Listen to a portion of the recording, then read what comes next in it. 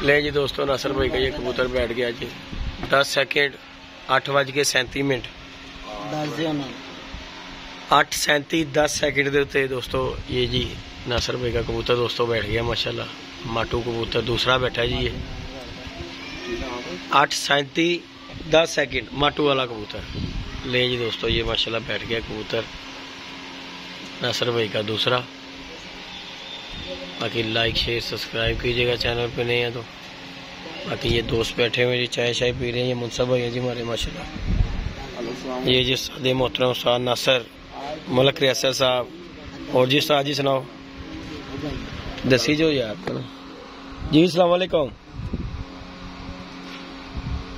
जी। हाँ जी हाँ जी ये दूसरा कबूतर यार उनका बैठा है 8:37 10 सेकंड पर।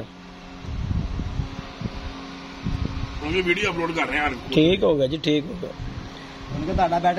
कोई ओके हो गया जी, कोई मसला नहीं है यार जब आपको कह दिया।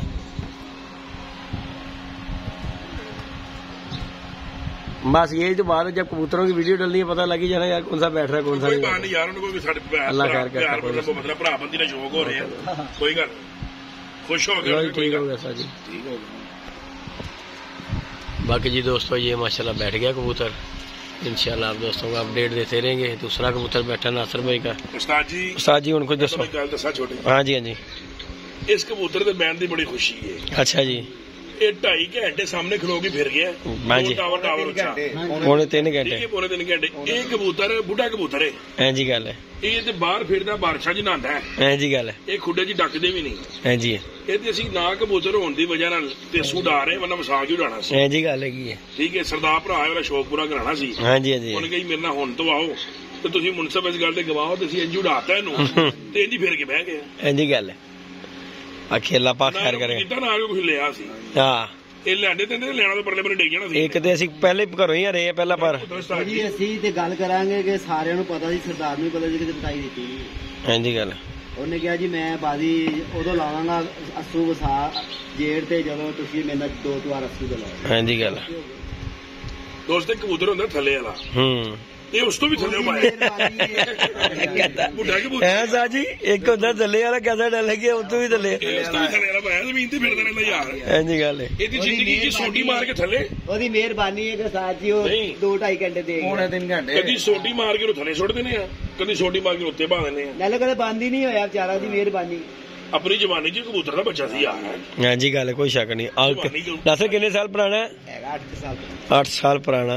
फिर दूजी गल दसा उस्ताद जी खाली उड्डिया कबूतर 8 साल पुराना नहीं बच्चे भी बच्चे पालदा पे बड़ी बात है। मोटे छोटे भी नहीं काम करते।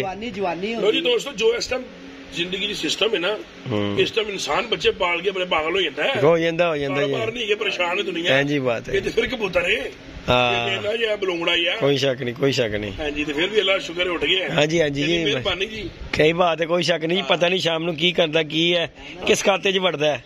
अल्लाह खैर करे। हाँ जी हाले तो देखो जी निजाम अल्लाह अच्छा करे बेशक ऐसा ही है। दोस्तों चैनल को लाइक करो सब्सक्राइब करो की करो उस्ताद जी सब्सक्राइब नहीं करना सब्सक्राइब उस्ताद जी। उस्ताद आज बैठे हैं खुश होके। हाँ सारे नहाता नहीं है मतलब ना सारी रात दिहाड़ी बिठा बिठा के बोर करा रहा नहाता नहीं। उस्ताद जी साज हाँ जी इधर अग ला के टाइम रहा देख दिन टाइम ने गल ना करो इधर जरा करो। हाँ जी जनाब है बोस होना ने अद्धा पौना घंटा अख लाई। अच्छा ऐसी मौसम सानू भी अख लग गई। अच्छा मेहमान आ गए उन्होंने भी अख लग गई। कहते उठ के मैं नहान लगा वा साडा भी दिल करना नहा के की करांगा काटन दा सूट पा के ते मैं सोन लगा वा। यानी कि तिल्ले वाली जुत्ती यानी कि पहले ही मनूसत पानी है सवेरे ही नची पा देनी मनूसत होंदी है जी छत सो जाना नहा धो के बंदा सिर नहावे धोवे शो कर रहे हैं ते बगैर नहाते धोते आके बैठा है ते सोन वाली के काटन दा सूट पा के नहा के सो जाऊंगा मैं।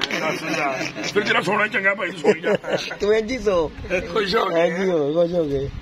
बाकी जी दोस्त हमारे आज इस टाइम अभी यहाँ नहीं है। हाँ जी हाँ जी तो जी उस्ताद जी अपना यासीन उस्ताद यासीन साहब अली जट छोटा अली। हाँ जी तो वो कोई दोस्त नहीं है तो भी हम मिस कर रहे हैं। चावा से पी जा रहे हैं पी जा रहे हैं माल आया जा पी जा रहे हैं नाश्ता भी कर रहे हैं दोस्तों इंशाल्लाह जी इंशाल्लाह। जट साहब वीडियो देखन के आइए नाश्ता करा देने। हाँ जी हाँ जी हाँ जी बाकी जी लाइक शेयर सब्सक्राइब कीजिएगा।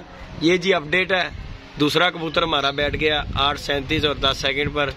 बाकी जैसे जैसे बैठते जाएंगे अपडेट दोस्तों को देते जाएंगे। ओके जी दोस्तों, दुआओं में याद रखिएगा, अपना ख्याल रखिएगा जी। अल्लाह हाफिज़।